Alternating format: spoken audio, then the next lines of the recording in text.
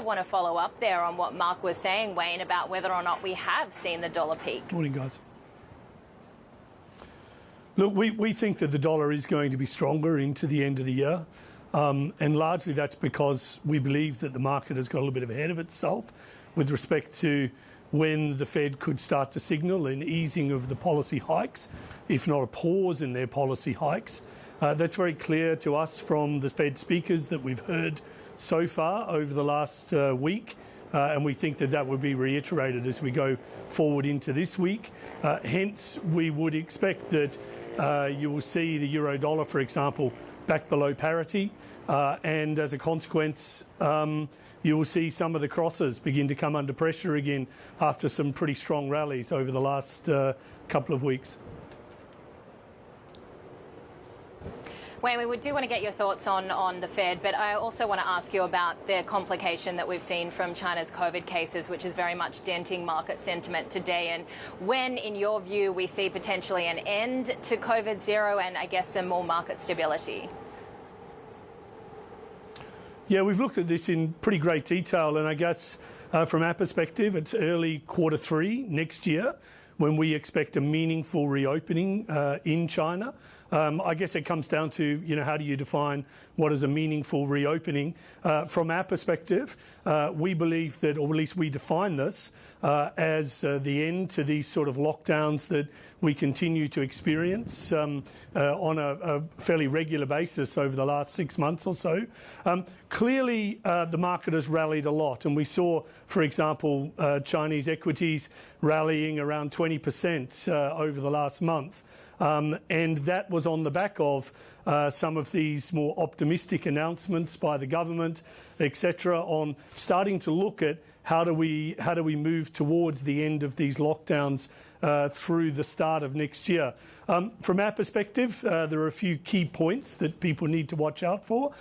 Firstly, that is the changing narrative from the government and the media in China. The second thing from our perspective is that sort of building out of the surge capacity in hospitals and so forth, and also continuing to focus on hitting those higher levels of vaccination, particularly in older citizens, into next year. So indeed, the announcements have been very positive. We think that it's a step forward, but there are going to be setbacks along the way, and investors need to be cognizant that this is not a straight road out. Wayne, I suppose this year is the date which changed everything was February the 24th when Russian troops crossed the Ukrainian border. How will the energy equation resolve itself, and how far are energy prices already factoring in a cold winter in Europe? I think that energy prices at the moment, actually, Rishaad, are very much in the reverse. It's been quite warm in Europe to kick off the winter period. I think that, most people, particularly with respect to gas prices in Europe, spot prices have come off quite a bit, albeit they are still very, very volatile on a day-to-day basis. Storage has been filled up in Europe, clearly running above the usual levels of this time of year. But in some cases, that has been because of the weakness we've seen in other areas, such as the weaker demand in China, as they faced these ongoing lockdowns across the economy at points in time.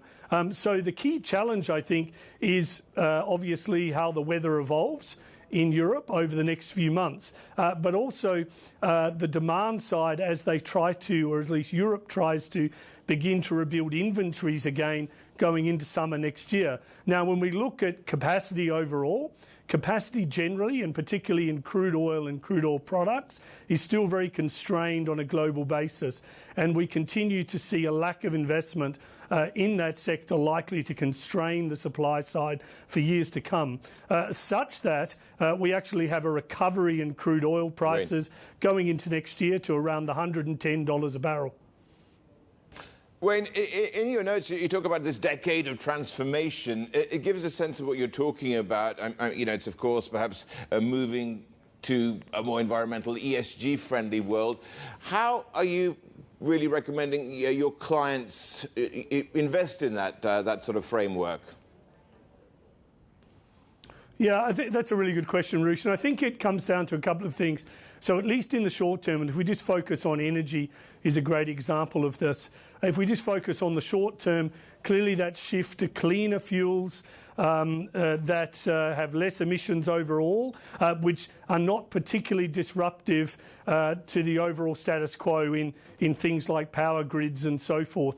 So that shift to cleaner fuels is clearly a focus. However, if we look out 5 to 10 years, we need to continue to focus on financing the or sides of renewables, for example, such as solar, wind, as well as the upgrade of grids, etc. Now, within that, clearly the demand for commodities is going to be very much part of this. And one key thing, although we talked about energy before with respect to the lack of investment, what we have seen also over recent years is the lack of investment in new greenfield commodity capacity in mines such as copper mines, nickel and so forth. Now, these commodities are going to be very much in demand over the next 5 to 10 years. And of course, the capacity is going to catch up with that demand. So we can see that even though in the very short term there's going to be more volatility in commodities, the demand side and the underinvestment will continue to hold commodities higher over the next 5 to 10 years. All right, well, Wayne, let's talk about the Fed. We've heard Bostic favouring this slower Fed pace. What are you expecting? From our perspective, we expect another 50 basis points in December. For the Fed, we expect them to continue to hike in the first quarter of next year, most likely around the 25 basis point mark. And of course, we expect a pause thereafter. Hence the reason we have the sort of the peak in our dollar equation. While we think that the peaks in the dollar have probably already been seen, we expect the dollar to strengthen into the first quarter, which is key for many of the commodities out here in many of the currencies out here in Asia, as well as in other parts of the G10. So from our perspective, the Fed will continue to be very hawkish. They'll continue to talk about the elevation of inflation and how they need to see sequential lower inflation prints. And as a consequence, we think that the Fed are going to remain hawkish at the next meeting.